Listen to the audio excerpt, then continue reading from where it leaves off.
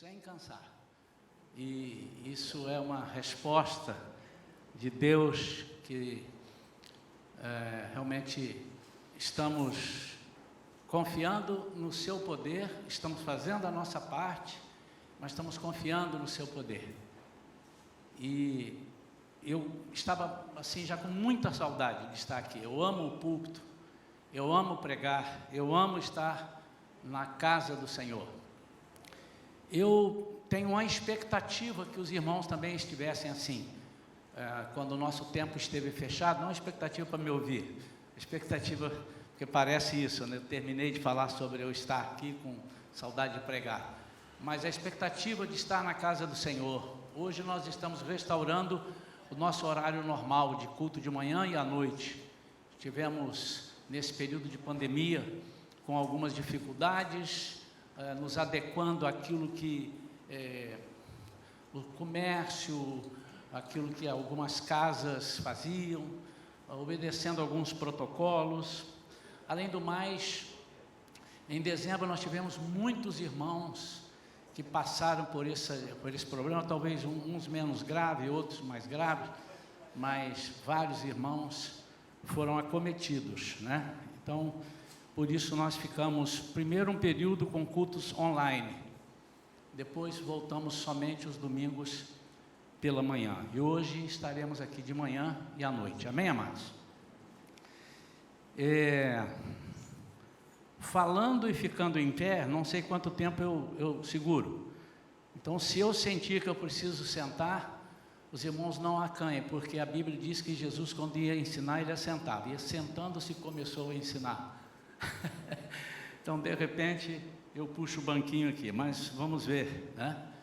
Eu quero orar a Deus agora e quero te convidar a estar na mesma unidade de fé, pedindo a Deus que fale ao seu coração, pedindo a Deus que fale ao meu coração aquilo que Ele quer, para que nós possamos transmitir e que você receba. Não adianta nada Deus nos dar um alimento que nós não estamos com fome para comer ou não queiramos comer. Por isso, abra o teu coração e diga: Senhor, eu quero ouvir a tua voz, e eu estou aqui disposto.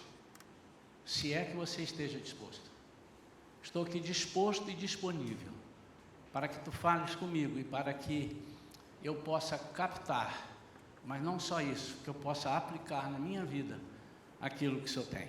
Pai querido, em nome de Jesus, nós estamos na tua presença com temor e tremor, reconhecendo que só tu és Deus, tu és o poderoso. A ti toda a honra, toda a glória, toda a majestade. Fala conosco, Senhor, nesta manhã.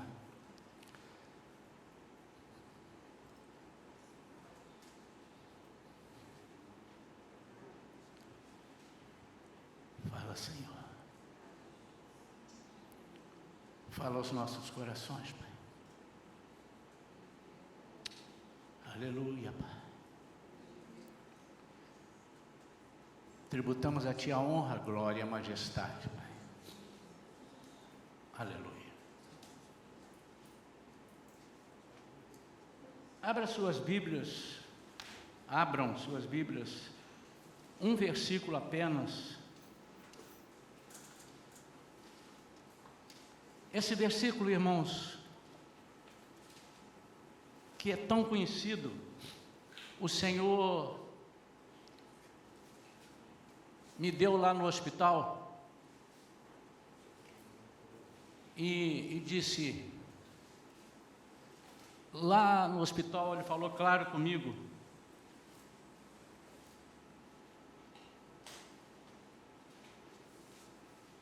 eu quero que vocês não percam de vista, principalmente você, ele diz para mim, mas como você está à frente da igreja, eu gostaria que a igreja não perdesse de vista este versículo. Ele não é um versículo que vai ser o nosso versículo tema, mas eu queria que os irmãos guardassem a partir de 2021. A partir de 2021. Romanos 11:36. E às vezes nós estamos acostumados a ler um versículo, decorar um versículo. Uma das coisas que Deus fez comigo no hospital me dava alguns versículos e disse: sabe o que eu quero dizer com isso? E ali eu tive muito tempo. Muito tempo. Deitado ali, durante 30 dias, eu fiquei ali. E às vezes, e também não tinha hora para falar comigo ele me chamava 2 horas da manhã, e conversávamos até às 3, e ele me chamou a atenção para isso. Principalmente aqueles versículos que nós estamos acostumados a recitar, a jogar como se fosse uma flecha em cima do diabo. Versículos de guerra, que às vezes a gente pega e recita, como se só recitar bastasse, mas nós muitas vezes não entendemos o real significado, a profundidade daquilo que está sendo dito ali. E esse versículo foi um deles, ele me deu outros. E eu queria que os irmãos, comigo, meditassem e fizessem, se pudesse, irmãos, fizesse desse versículo uma espécie de lema e de tema. Seu lema e um tema para a sua vida, para você entender o quanto Deus é preocupado conosco, e embora esse versículo diga alguma coisa, nos pareça que Ele está preocupado só com Ele. E o versículo diz assim: portanto dele, está falando de Jesus, portanto dele, por ele e para ele são todas as coisas. A ele seja a glória perpetuamente. Amém. Esse versículo está dizendo: portanto dele são todas as coisas, nada é seu. Todas, absolutamente todas. Todas as coisas são dele, nenhuma coisa é sua. Você já parou para pensar nessa profundidade? Pastor, mas existe... Não, nada é seu. Mas e a minha casa que eu trabalhei, suei e comprei? Não é sua. Porque aqui está dizendo que dele são todas as coisas.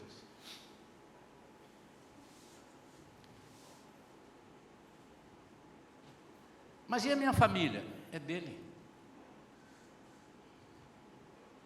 E a minha vida? Essa então é dele.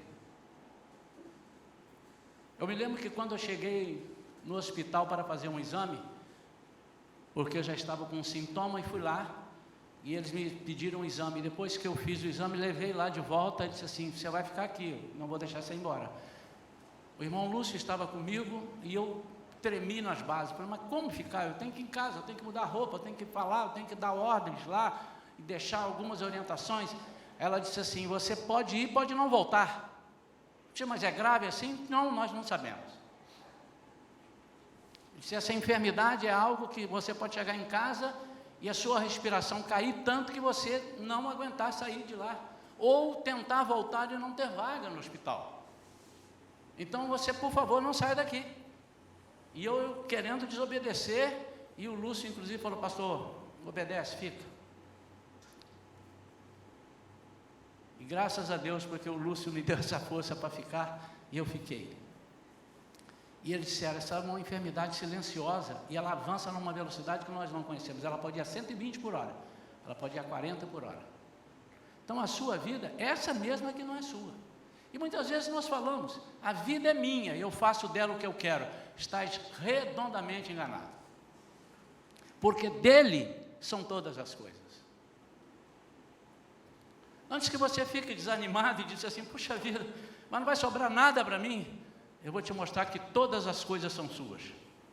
Ué, pastor, então você não está equivocado? Aguenta firme até o final da mensagem.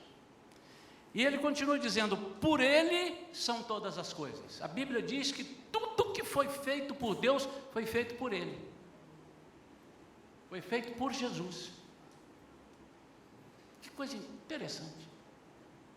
A palavra que Deus deu haja luz, tudo foi feito por Ele, por Jesus, que já existia antes da fundação. Então, se você pensa assim em algum momento, puxa vida, eu estou nesse lugar de férias porque Deus me ama e eu mereço estar aqui, você está redondamente enganado, você não merece estar ali. Nem você nem eu, irmãos. Mas eu não mereço? Não, porque por Ele são todas as coisas.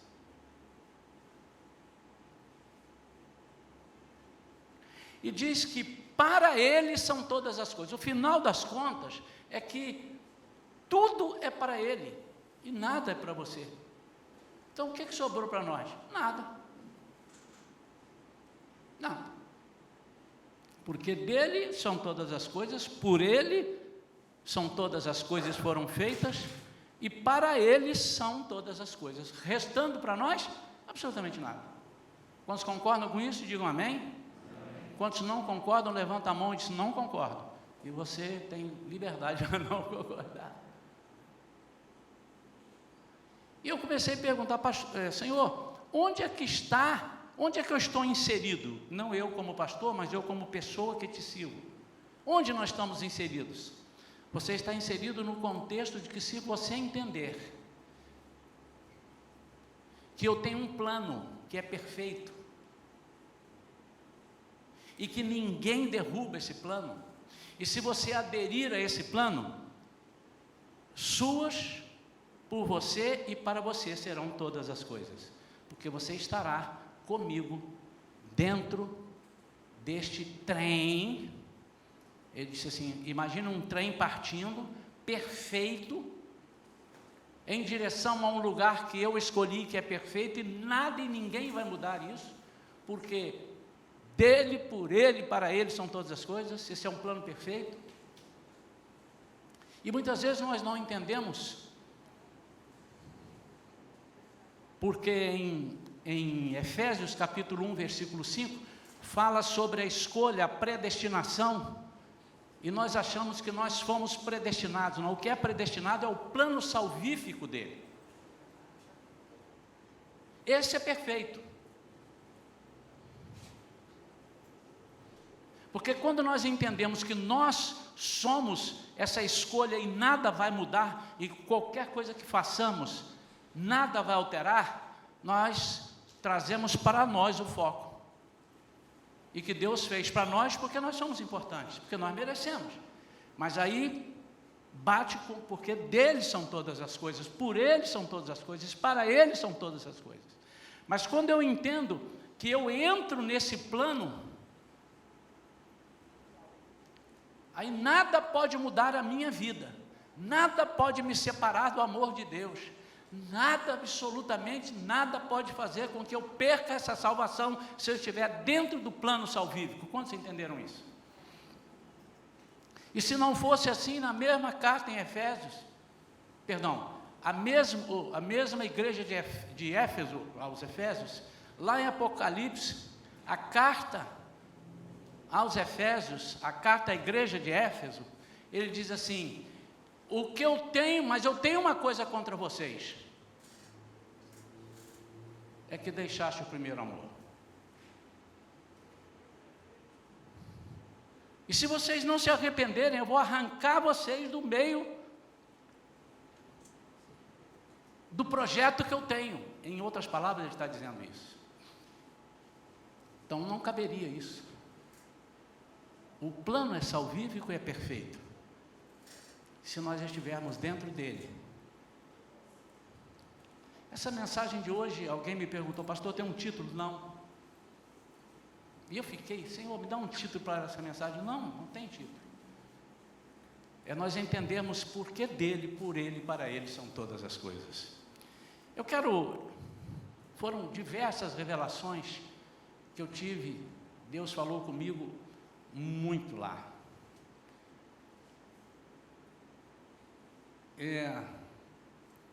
Os irmãos, imagino, o irmão pensou em algum momento que o irmão ia morrer? Não. Porque logo no início ele começou a conversar comigo algumas coisas que ficou claro para mim. É igual Abraão, A falha de Abraão foi ter mentido e descido ao Egito e dizendo que a Sara era irmã dele, não era mulher dele, e ele estava com medo de matarem a ele para ficarem com a Sara. Ele esqueceu da promessa que Deus fez, que ele seria pai de uma numerosa nação. Como é que ele seria pai sem a mulher? Então aqui eu logo entendi, se Deus me chamou aqui, começou a conversar algumas coisas comigo, e logo ele começou a conversar sobre o projeto que ele tinha com o povo dele, o projeto que ele queria com o povo dele aqui, mas com o povo dele em geral, porque nós não podemos achar que Deus me levou ao hospital para falar coisas só para Shalom. Deus quer algo para o povo dele. Então, se ele me leva em cima do monte e me dá todas as dicas e tudo aquilo que ele espera, quando eu desço do monte ele me mata? Ou antes de descer do monte ele me mata? Então eu não tinha dúvida. Obviamente que chega um momento que você fica assim, puxa vida, por que isso não aconteceu? Aí dá um medinho. Aí você lembra, porque dele, por ele e para ele são todas as coisas. E eu separei aqui alguns pontos, e eu disse aos irmãos domingo passado, que durante os meses, talvez anos, o Senhor vai trazer à memória algumas coisas, algumas experiências que nós tivemos juntos lá dentro do hospital. Eu não quero marcar um domingo para contar um testemunho, mas durante algum tempo eu acho, nas nossas conversas, eu vou testemunhar, até porque há coisas que eu não anotei todas, e um dia eu perguntei a ele, Senhor, eu estou aqui sem poder anotar muito. Depois eu lembrei que eu estava com o celular, aliás, quase no dia de sair, eles estranharam por que os médicos não me tomaram o celular, porque eu estava no CTI, porque eu precisava dele, não para ficar nas redes sociais, mas para ficar escrevendo e gravando. E ele disse assim, não precisa anotar tudo, você não vai conseguir mesmo. Mas se você entender o contexto, é só virar a chave. Quando você virar a chave,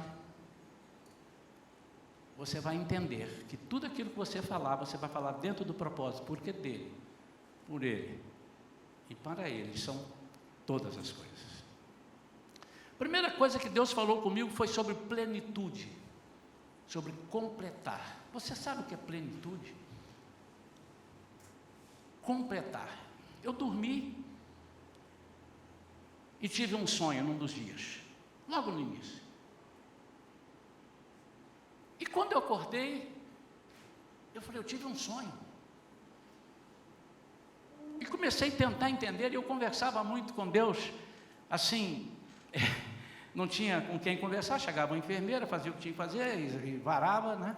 O médico chegava, fazia o que tinha que fazer, e varava, vazava, e eu, quase que invariavelmente, durante muitos dias, eu ia dormir por volta de 11 e pouco, não tinha mais nada para fazer, ficar olhando ali, eles apagavam a luz lá, uma luz aqui, fechava a porta, eu ia dormir, e dormia, e achava, dormia, agora dormi muito, hein? Quando acordava era 2h10, entre 2h10 e 2h30, invariavelmente o Senhor me acordava. E quando eu apertava o celular, eu olhava assim, 2 e pouco, e o meu sono ia embora, e na mesma hora eu tinha aquele sentimento, o Senhor quer falar comigo, e eu começava a conversar com Ele, fala Senhor, quer conversar comigo? E era assim, ó, mas vinha uma coisa, eu imagino que Adão sentia, irmãos. Ele está lá trabalhando, mexendo de tarde, um bocadinho, e fala, ô Adão, quem é? Sou eu, Deus. Deus vinha conversar com ele. Eu quase me senti assim, eu não quero ter essa petulância não, mas eu quase me senti. E ele ia conversando comigo, e eu perguntei, Senhor, eu tive um sonho, ou não foi um sonho? Como é que foi? E fiquei olhando e conversando com ele, e ele disse, eu estava falando com você sobre plenitude, ele mostrou que nos dá a totalidade. Ele não quer que substituamos ou completemos com algo similar, só porque falta pouquinho. Não sabe aqueles remendos espirituais? Onde você está com quase a totalidade da obra, aí você dá o seu jeitinho e acrescenta um remédio? Ele não precisa de 100 gramas suas. Ele não quer que abramos mão até recebermos tudo. E ele me explicou sobre isso. Mas por que Deus, depois eu fui entender, por que Deus ia falando comigo algumas coisas? Para que aquelas coisas fossem aplicadas ali, e eu entendesse que porque dele, por ele, para ele são todas as coisas. Em todo o tempo ele me, você está aqui, você confia em mim. Um dia alguém me mandou, não sei de onde, não foi daqui da igreja, dizendo assim: você vai sair dessa, você é guerreiro, você é forte, você disse, eu não sou nada. Não adianta eu ser guerreiro, eu posso ser guerreiro, mas dele, por ele, para ele são todas as coisas. Se ele não quiser, basta eu ser guerreiro ou deixar de ser guerreiro, não importa. Eu entendo às vezes o que as pessoas querem fazer. Não se entregue, talvez seja isso. Mas não adianta eu ser guerreiro se o Senhor não decidir do jeito que eu estou imaginando. Se ele decidir diferente, vai funcionar diferente.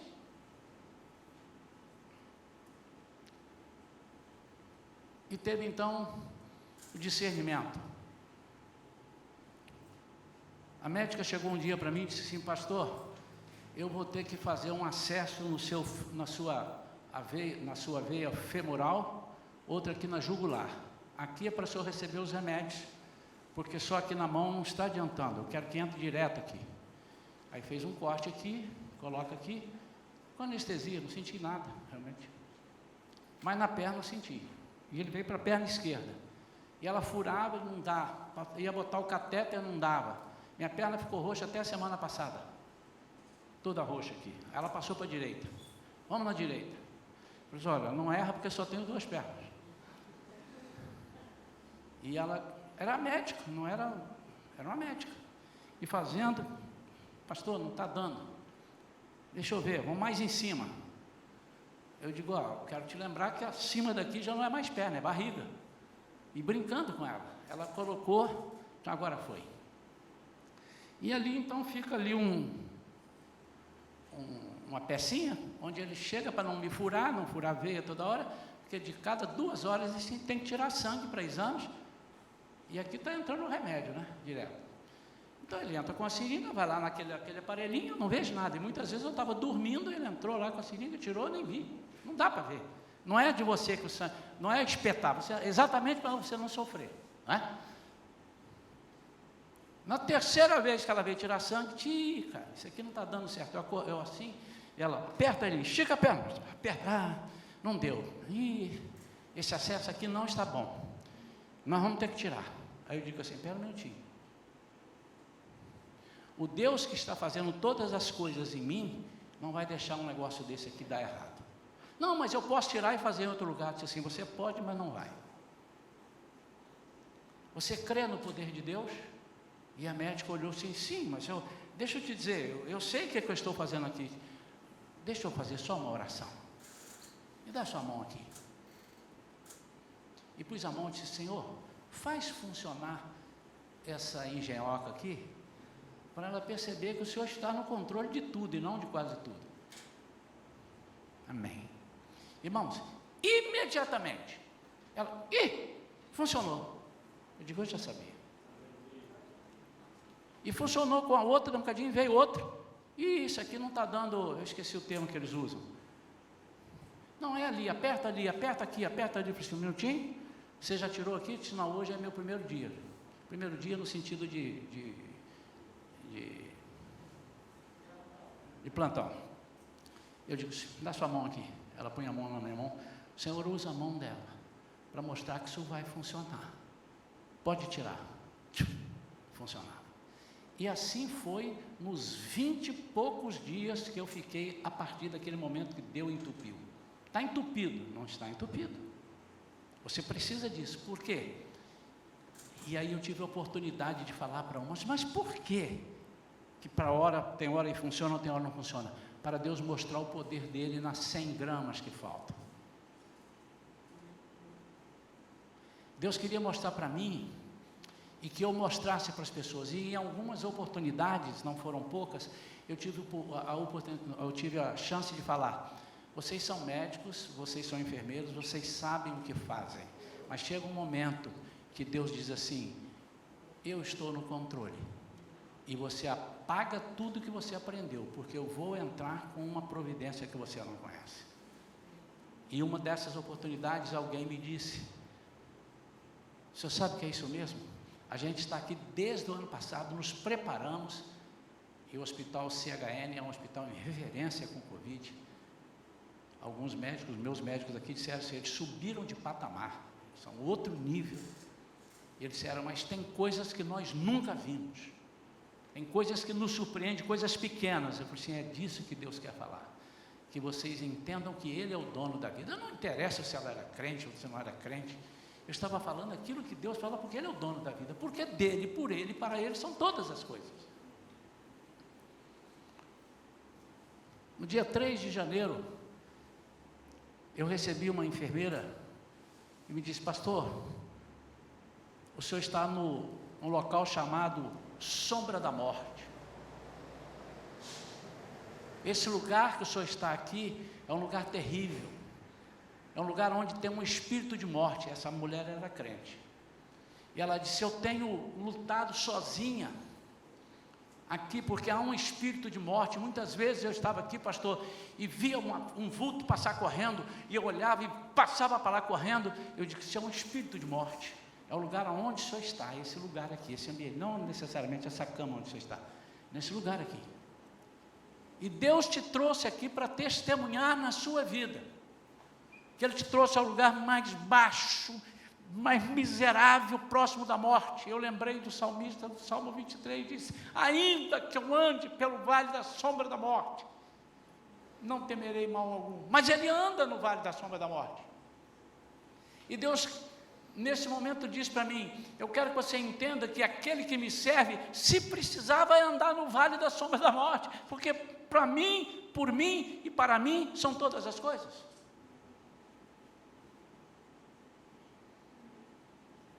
E ela disse: esse local é conhecido como local de morte.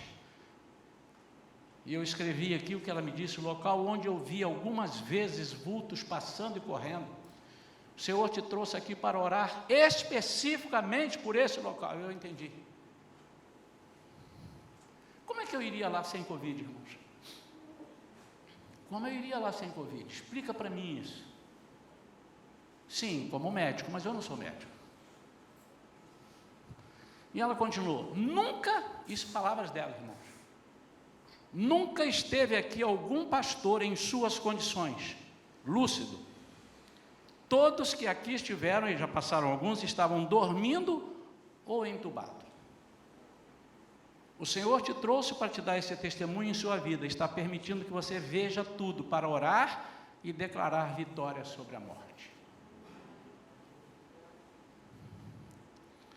E ela disse mais: o Senhor te trouxe aqui para entrar, há uma redundância, né? Para penetrar nas entranhas da morte, para ajudar na intercessão. São palavras dela.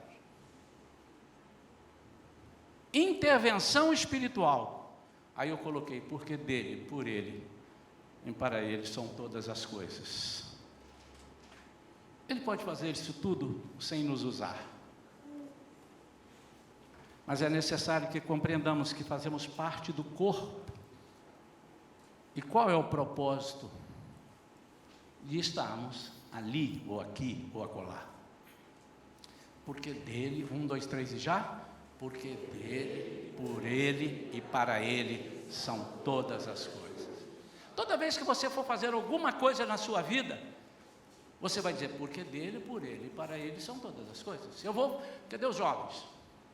Vamos prestar um concurso, você vai fazer aí. Você vai falar para o senhor: porque dele, por ele e para ele são todas as coisas. Então imagine que quem está fazendo a prova é Jesus e não você. Porque dele, por ele e para ele são as provas. Quantos entenderam isso? Mas no momento que você entende isso e entra nesse trem, porque seu, por você e para você são todas as coisas, não especificamente para você, você passa a tomar parte daquilo que é dele, porque você está com ele. e Ele está com você. Quantos entendem isso?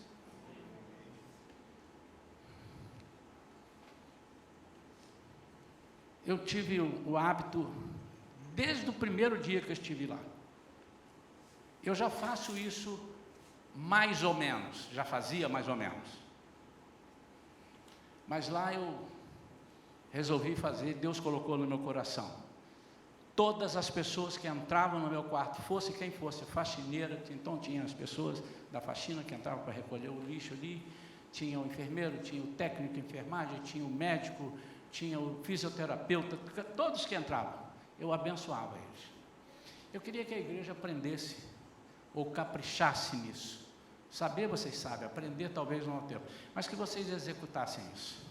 Vocês não têm noção, vocês talvez não tenham noção do poder que há quando você, no nome de Jesus, abençoa uma pessoa.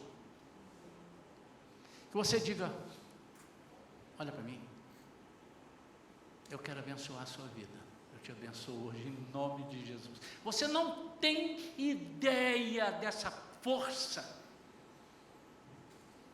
Deus te abençoe. Não é isso que eu estou falando. Eu estou falando de uma palavra enviada como flecha. É isso que eu estou falando. Você não tem noção, talvez você nunca tenha experimentado o que eu experimentei. E todos que chegavam ali, fosse fazer o que fosse, eu disse assim: eu posso te abençoar? E as pessoas, uns diziam: pode. Eu digo: eu te abençoo, abençoo o seu dia e o seu trabalho, em nome de Jesus. Porque essa pessoa ia cuidar de mim, mas ia cuidar também de outros enfermos. E teve uma irmã, ela ficou de vir aqui para dar o testemunho. Eu falei: a senhora vai se quiser, eu não preciso de ibope, irmãos, porque dele, por ele, para ele, são todas as coisas. Irmã Miriam, e ela era evangélica, mas eu não sabia até então. E ela chegou de madrugada para medir os meus sinais vitais. E ela, quando ela chegou, eu estava meio dormindo, né? E meio acordado, encostou em mim. Essa ela precisa me acordar se eu estiver dormindo, porque é para medir os meus sinais vitais. E ela disse: senhor Isaías, porque tem no quadro, tem um nome, eles são obrigados a chegar e dizer o nome para ver se estão entrando no quarto certo. Senhor Isaías, eu digo: sou eu mesmo. Ela: eu vim aqui, eu sou Miriam, a enfermeira Miriam, eu vim aqui medir os seus sinais vitais. O senhor pode medir. Posso abençoar a sua vida? Ela disse: claro. Eu falei: segura na minha mão. Foi a primeira vez que eu pedi para alguém segurar minha mão. E ela segurou a minha mão. Quando ela segurou minha mão, ela apertou minha mão. E eu: Senhor, eu não sei o que o senhor quer dizer. Aí minha bênção já foi diferente. Mas a Miriam está aqui. E quem sabe ela está cheia de problemas e tendo que cuidar de mim na CTI. E outros aqui. Então, olha para a vida dela. A primeira oração que eu fiz nesse sentido. Quando eu comecei a falar isso, ela apertou mais ainda e começou a chorar. Nada disso talvez tivesse acontecido se eu não falasse nada. Ou aconteceria, não sei. Porque dele, por ele, para ele são todas as coisas. E ela disse assim: glória a Deus. Aleluia. Me deu a senha. Diga: a senhora é uma irmã em Cristo? Ela: sou. Eu digo: então, eu estou orando. Ali não está dizendo, mas eu sou um pastor que estou aqui. Deus me trouxe aqui. Porque dele, por ele, para ele são todas as coisas. E eu estou aqui para abençoar a sua vida. Ela diz assim: a minha mãe foi internada, meu pai foi internado com Covid aqui na região oceânica e morreu. E 2 dias depois, minha mãe foi internada. Ela está lá, foi curada do Covid, mas ela agora está com um problema. Ela está com fecaloma. E não consegue resolver o fecaloma. É quando as fezes endurecem, os irmãos que conhecem isso, e não sai, não desce, e eles vão operar. Ela tem 87 anos, eu estou com 2 problemas. Ela não pode operar, e ela não sabe que o marido dela morreu. Eu digo, a senhora tem um tempinho, porque nós não podemos segurar o enfermeiro ali dentro.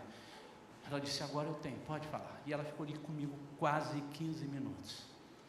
E nós oramos, eu ministrei, eu falei assim, põe a sua mão aqui, no intestino. Ela pôs, eu punha a minha mão em cima da mão dela e disse, Senhor, nós determinamos no teu poder que essa enfermidade seja resolvida da forma mais absurda que possa ser, mas que seja resolvida.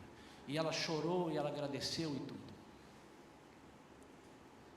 E eu dei mais alguns conselhos, falei para ela, fique tranquilo, não sei como é que eu vou dizer para ela que o marido dela, meu pai, morreu. Não sei. Falei assim, Deus sabe.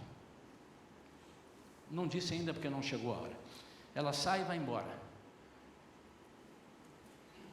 Nesse ínterim, assume uma enfermeira que acho que não gostou muito de mim e estava me tratando meio com casca e tudo, e eu senti, até que eu percebi, disse assim, aqui é problema espiritual, só pode ser, que eu estava abençoado. Eu não estava sendo aquela pessoa chata, pregando o evangelho dentro do quarto, que eu sei das regras, mas a pessoa chegava pertinho de mim, e falava assim, eu vim aqui fazer isso assim, posso abençoar a sua vida? Posso, Senhor, abençoa a vida dela, em nome de Jesus, trata da família dela, em nome de Jesus, amém.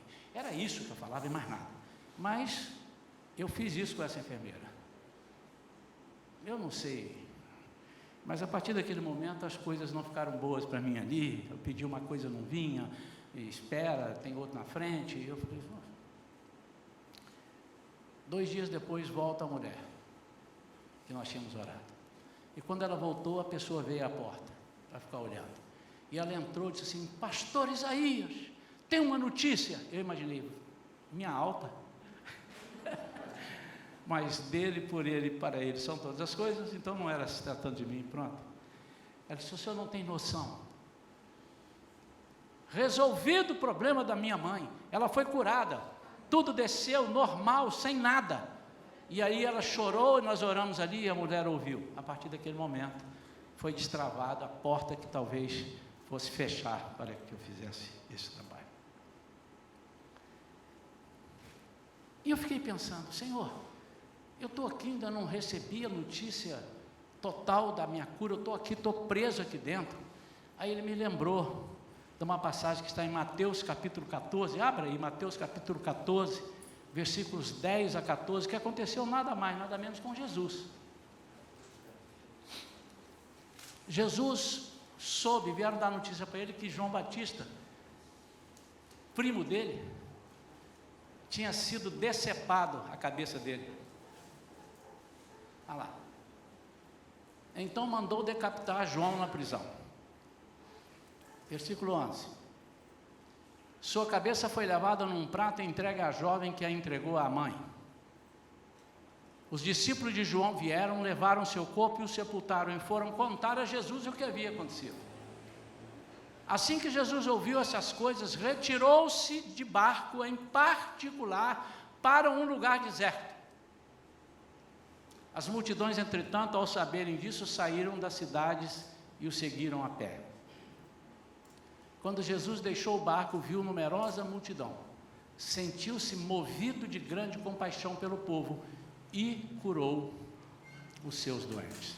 Amados, nessa passagem Jesus me mostrou, há um povo meu na terra, que está tão preocupado com seus problemas, as suas enfermidades, que não tem tempo e não pensa que por mim, para mim e minhas são todas as coisas, e não tem prazer em orar pelos demais, não tem prazer. Eu estava ali precisando, o Senhor disse assim, mas por mim, para mim e para, porque por mim e para mim são todas as coisas. Enquanto você está preocupado com os seus problemas, talvez você não tenha a solução daquilo que você espera, mas quando você imagina que você está ali, e ainda que esteja com problemas, você precisa orar e ministrar pelas pessoas, servindo de meu instrumento, eu vou responder a sua oração, vou curar a pessoa, vou fazer o trabalho, mas eu também vou trabalhar na sua vida. E isso é uma coisa que Deus tem pedido de nós. Que situação? Jesus estava ali, ele disse, eu vou sair aqui, e eu não quero. Ele estava abatido, ele era 100% Deus, mas também 100% homem. Mas quando ele sai, tinha uma multidão buscando cura, e a Bíblia diz que ele, então, entre aspas, não diz isso ali, está nas entrelinhas, ele esqueceu do problema dele. Ele esqueceu que ele ficou abatido, ele esqueceu que ele ficou triste. Ele disse, eu preciso curar essa multidão. Agora, que coisa interessante é que quando você entra na presença do Senhor e começa a entender que todas as coisas são dele, todas as coisas são por ele e todas as coisas são para ele, você para de temer, porque você não tem responsabilidade em nenhuma das coisas. Aí você começa a entender um monte de versículo, que nós somos mais do que vencedores. Como é que você é mais do que vencedor? Você é vencedor sem lutar. Por quê? Ele já fez, ele já lutou. E ele, numa noite, que depois eu fui saber, era a noite que iriam me entubar. Eles iam me entubar, não sei quantos irmãos sabem aqui, eles ligaram para a Vivian, que eles ligavam todos os dias para dizer como é que está, porque olha, não tem jeito, não está recuperando, ele está com uma litragem muito alta de oxigênio, e ele precisa ser entubado.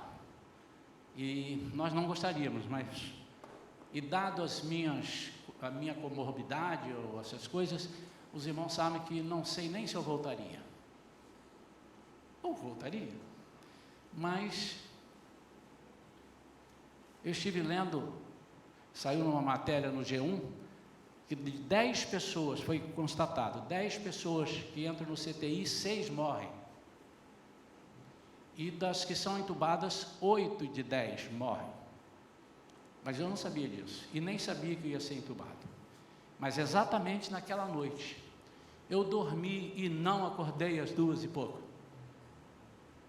E eu acordei 7h pouco da manhã, com alguém chegando, chegou o café, e eu disse, que horas são? Aí eu olhei, apertei no relógio, 7h pouco da manhã. De Deus hoje não quis falar comigo, ele falava todos os dias, de 2h pouco até 3h pouco, todos os dias, desde o primeiro dia, desde o segundo ou terceiro dia, que foi quando eu desci para o CTI. E ele disse assim, hoje eu não falei com você porque eu não precisava de você, foi o dia de eu agir. Você está curado. Ele falou isso para mim, eu estou curado. E me deu uma alegria, me deu uma segurança. E eu me lembrei que 1 ou 2 dias antes, Deus estava me dando uma passagem sobre os apóstolos, sobre os 12 apóstolos, e etc e tal, e de repente eu não sou místico e nem sou numerólogo, mas a Bíblia tem algumas coisas. E eu fui internado no dia 11, e ele falou, apóstolos 12, trouxe os apóstolos, aí eu lembrei que Jesus esteve um tempo com os apóstolos, e disse, agora chegou o tempo, terminou o tempo de eu ensinar para vocês, agora saiam. E como se Jesus estivesse dizendo assim, você veio até o monte, e eu conversei com você, trouxe, agora saia. E eu, nesse dia, eu disse assim, 12 com 11, 23, no dia 23 de dezembro, eu vou ser curado. E esse dia era 23 de dezembro. Todas as manhãs quase vinham 2 pessoas com um carrinho de raio-x, chapa do pulmão. Vamos tirar o raio-x do pulmão. E chegou bem cedinho, 2 pessoas, vieram outras vezes, 2 e voltaram, ô pastor, você ainda está aqui? Ô pastor, e teve um que me conhecia da igreja metodista ainda. E eu não sei quem é ele, porque estava de máscara, eles não podem tirar, mas eu te conheço, tal, o senhor é lá, o pastor Davi ainda, meu irmão, tal. Ah, fica tranquilo, está tudo bem, estamos orando. Mas nesse dia chegaram 2 sujeitos, 2 enfermeiros, sei lá, que nunca mais vi, nunca mais voltaram. E quando eles chegaram na minha porta, eles olharam e disseram assim, pastor Isaías, servo do Deus Altíssimo, estou sentindo algo diferente. Falou isso na frente de todo mundo. E ele disse assim, ô glória, ô varão de Deus. E nunca ninguém falava isso tão alto dentro. E eles chegaram perto de mim, antes de tirar a chapa, o raio-x, um de um lado, outro do outro, abaixaram assim, e disseram assim: varão, você está curado, em nome de Jesus, eu vim te dizer, levanta e anda, você está curado. Ele levantou e tirou a chapa. No dia seguinte, eles não sabendo o que eu tinha, porque não baixava a litragem, eles quiseram tirar uma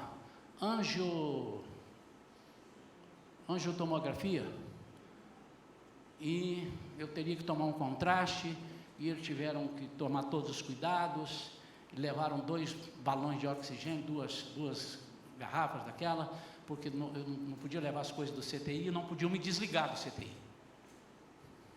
E foram o tempo todo me avisando: calma, tá? Fica tranquilo, calma. Mas de tanto ele falar calma, eles estavam me deixando nervoso, porque eles estavam me mostrando que era algo difícil. Vai dar tudo certo, tá? Fica tranquilo, fica tranquilo que vai dar tudo certo. E eu confesso que naquele momento meu coração disparou um pouquinho. E eles queriam ver se havia trombo, não sei o quê, embolia e tal. E no corredor já me veio uma paz. E eu comecei a tranquilizar. E comecei a brincar com eles. E alguém falou assim: poxa, até numa hora dessa ele está rindo. Aí, que hora é essa? E ele entra. Você está rindo porque você não estava lá.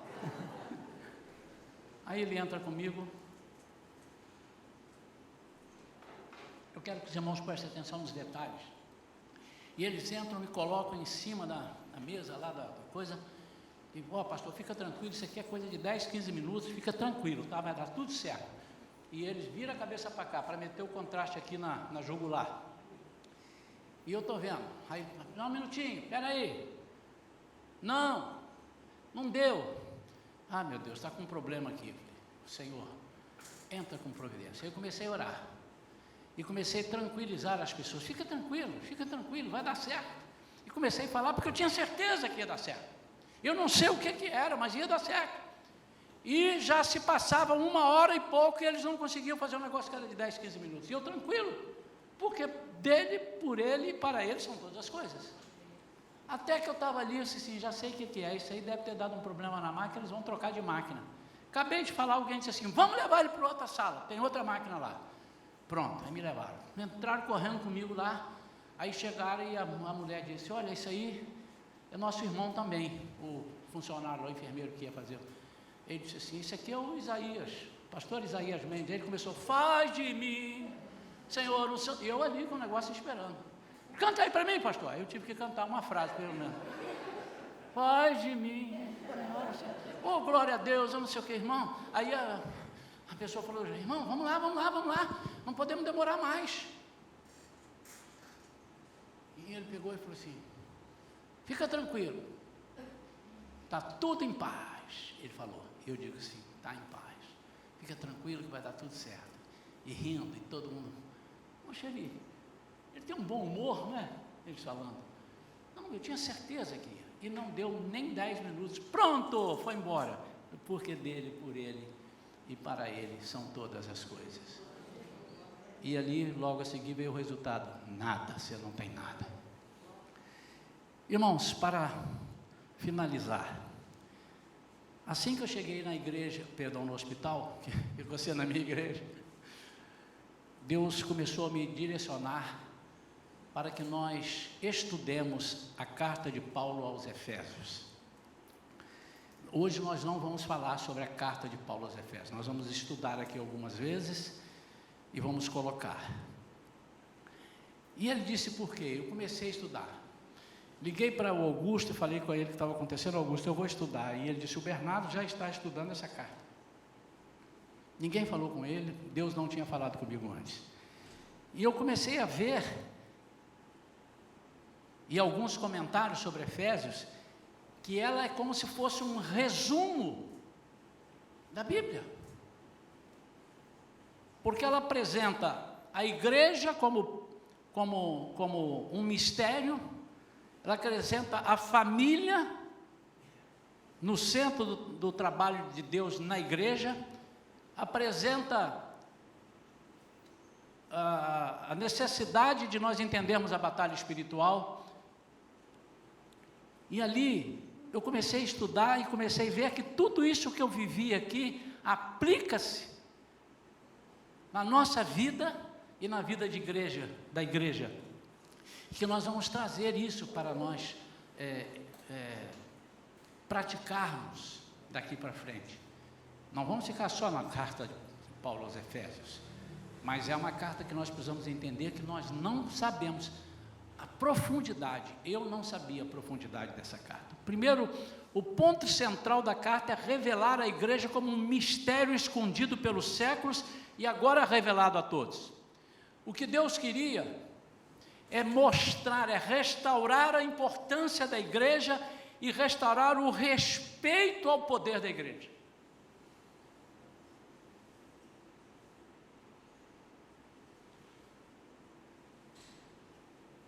Nos tempos atuais, a igreja tem sido barateada. Eu não estou dizendo as denominações, estou dizendo a igreja de Cristo, o corpo de Cristo. Às vezes ela tem sido menosprezada e às vezes ela tem sido até ridicularizada. Mas a igreja é poderosa para realizar o que Deus tem para este mundo. É a igreja que detém a ação total de Satanás. Enquanto a igreja estiver na terra, Satanás não tem liberdade para agir. E enquanto a igreja estiver na terra, o Espírito Santo atua. Quando a igreja sair da terra, ele vai segurar um pouco o ministério dele. Ele só vai ficar para aqueles que precisarem ser convencidos do pecado, da justiça e do juízo, mas ele vai deixar liberdade, vai dar liberdade a Satanás. É a igreja. E quem é a igreja? Quem é a igreja? Quem é a igreja? Não, fala, sou eu. Sozinho? Agora nós somos nós. Nós muitas vezes temos tido vergonha de falar até que somos crentes.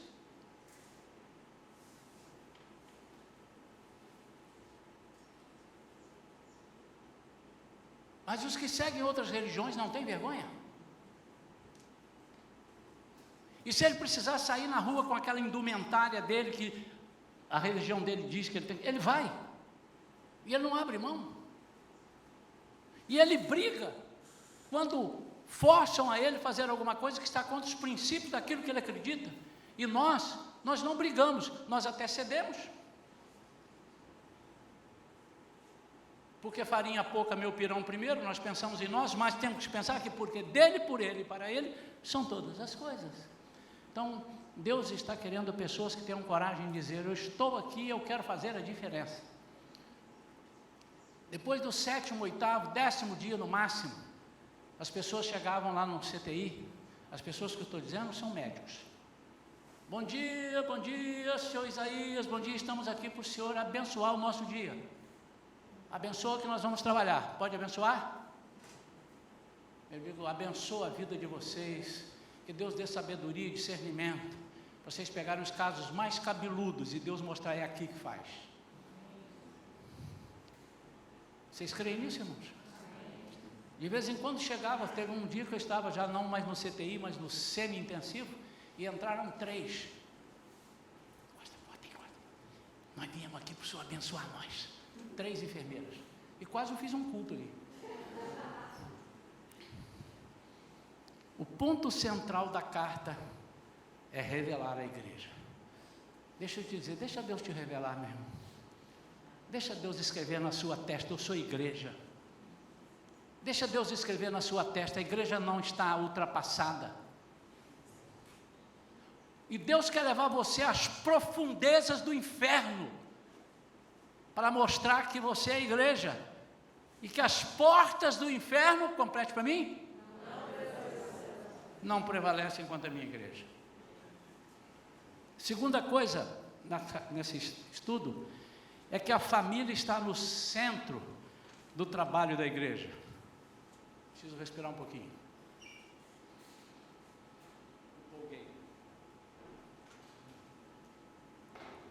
Paulo sabia que como célula máter da sociedade, a família é fundamental para a manutenção da igreja local. Famílias saudáveis e estruturadas produzem igrejas saudáveis e estruturadas. A maioria, irmãos, dos desarranjos locais se originam em problemas familiares. Um detalhe que salta aos olhos é a medida do amor que deve haver entre os cônjuges, mais precisamente do marido em relação à esposa.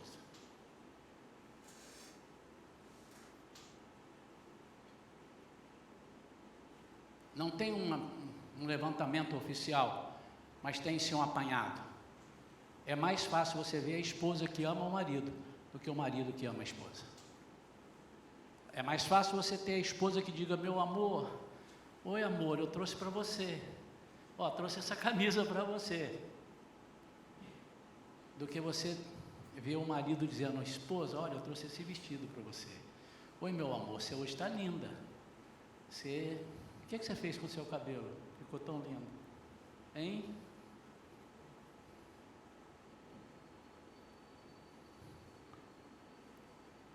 E você sabe por que acontece isso? A preocupação e por que isso dá errado? Porque não estão cumprindo aquilo que está em Efésios 5:25. Como Cristo amou a igreja, o marido deve amar a esposa. Eu quero ver essa igreja, se preciso for, nós vamos fazer uma campanha. Maridos que amam a sua esposa, mas demonstrem que amam. Eu não sei se vocês conseguem identificar, não sei quantos aqui na igreja são assim, eu não parei para medir, mas, de uma forma geral, o homem tem mais dificuldade de mostrar, pelo menos, que ama a esposa, do que a esposa mostrar que ama o marido. E por fim, há uma batalha espiritual. Paulo demonstra que esse poderio de Satanás, que está descrito em Efésios capítulo 6, não é desarticulado, ele é articulado, não é fraco, e que ele só é vencido em e através de Cristo. Em Cristo e através de Cristo. Você lê lá, Efésios 6, de 10 a 11, você vai ver isso daí. São pelo menos 3 itens que nós precisamos abordar. E que nós teremos que estudar e fazer isso na nossa igreja. Eu creio que Deus me levou ali para um propósito. Para um propósito. Vocês vão me perguntar: pastor, você ficou alegre de sair? Imagina, 30 dias eu não vi o céu, porque o lugar que eu estava não tinha janela. Não vi o céu. Eu sabia das pessoas chegavam assim: está chovendo, ou então via na televisão: choveu hoje no Rio. Eu não vi. Fiquei ali 30 dias.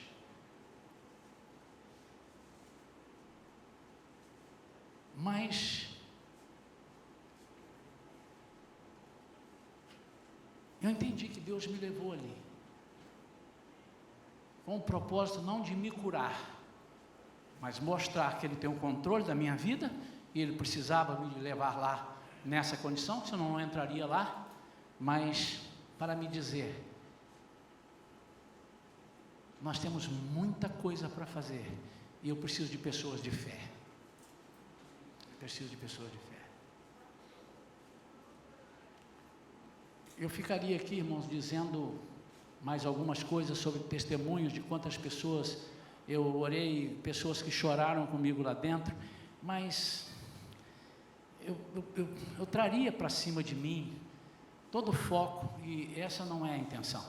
A intenção é que nós entendamos que em qualquer situação que nós estivermos, Deus precisa estar no centro, Ele precisa estar sendo o foco, porque dele, por Ele e para Ele são todas as coisas. E eu quero desafiar a igreja a entrar numa comunhão em 2021 que nunca teve. Hoje nós vamos celebrar a ceia. Mês passado eu não estive aqui, pela primeira vez nessa igreja eu não celebrei a ceia, mas deleguei oficialmente Passei o cajado para Augusto e Vivian, que puderam fazer isso. E hoje, que você entendesse o significado desse momento. Não é um momento que você vai comer. Eu me lembro que quando eu fui batizado, e fui recebido como membro da igreja, eu era muito novinho, tinha lá uns 10 anos. E eu falei, opa, agora eu posso tomar Santa Ceia. Eu queria era comer o pão. Eu não entendia muito bem. E talvez você não entenda o significado desse momento, dessa comunhão. De você vir aqui, sabendo que sem comunhão entre nós, nós não temos comunhão com Cristo. Se eu não tenho comunhão com meu irmão, esqueça, meu amado. Se você não tem comunhão com a igreja de Cristo, você não tem comunhão com Cristo. Você não é a sua igreja. Você só é a igreja quando você está com as pessoas, porque você é corpo. O que você é? Escolhe uma parte do corpo para você ser. Você só pode ser uma parte. Você é um membro. Escolha uma parte. Braço? Um braço não está aí. Você não vê um braço andando na rua. Você não vê uma perna andando na rua.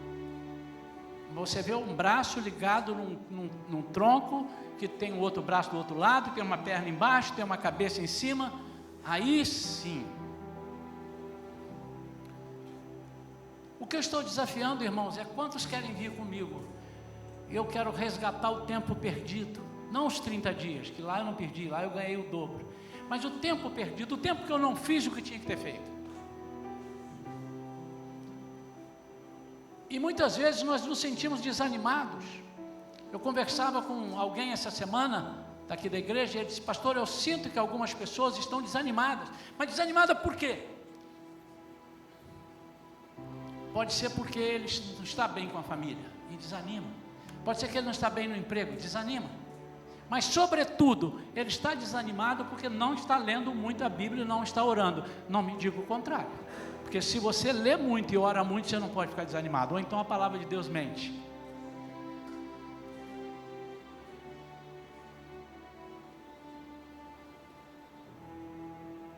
Eu tenho 70 anos, com cara de 50. Nunca vivi uma experiência dessa, esses 30 dias lá. Mas já vivi experiências tremendas. Já fui curado de paralisia infantil. E um dos testemunhos que eu dei lá foi para um médico, ele falando uma coisa assim, eu disse assim, mas Deus fez as coisas loucas deste mundo para confundir os sábios. E ele ficou prestando atenção, o médico que me deu alta. Ele fala mais. E eu comecei a falar, falei assim, porque meu Deus é o Deus que entorta entendimentos. Aí eu levantei a perna e disse assim, não, contei para ele que fui curado de paralisia infantil. E foi assim, assim, assim, contei o testemunho para ele, a minha mãe recebeu de Deus e tal, dizendo que Jesus ia me operar, e eu fui operado por um fio de arame farpado, da cerca de arame, quando eu caí ali. E quando curou, tirando os pontos, eu curei e andei. E ele disse, aqui está a marca. Eu levantei o meu avental e mostrei para ele. Ele encheu os olhos de lágrimas e disse, o que é isso? E disse, isso é o poder de Deus. Sabe o que ele disse? Não deixe de orar por mim. Não deixe de orar por mim. Eu digo, nunca vou deixar de orar por vocês. E eu tenho acordado às madrugadas, às vezes eu não oro por eles, mas não passa uma semana sem orar por eles. Porque eu tenho, e se eu for orar por todos, a lista é muito grande, eu fico 5 horas orando. Vou alternando. Poder de Deus. Se você está desanimado, você precisa de alguma coisa.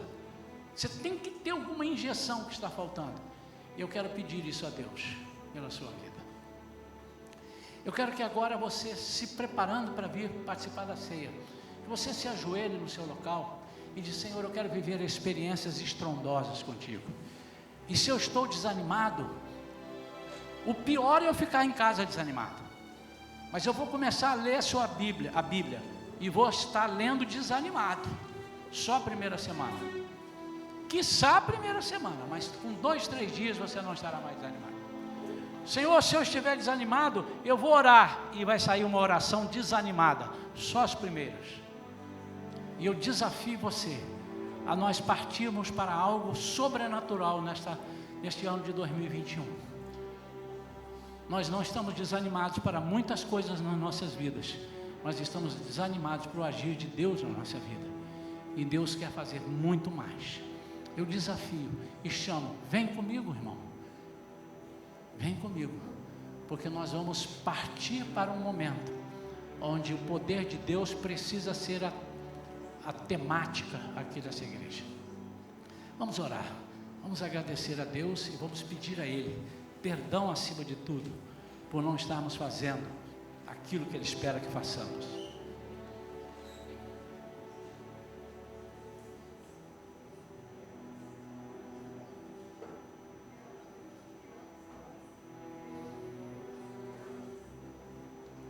Aleluia,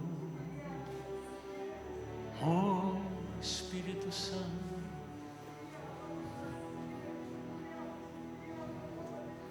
porque dele, por ele, para ele são todas as coisas.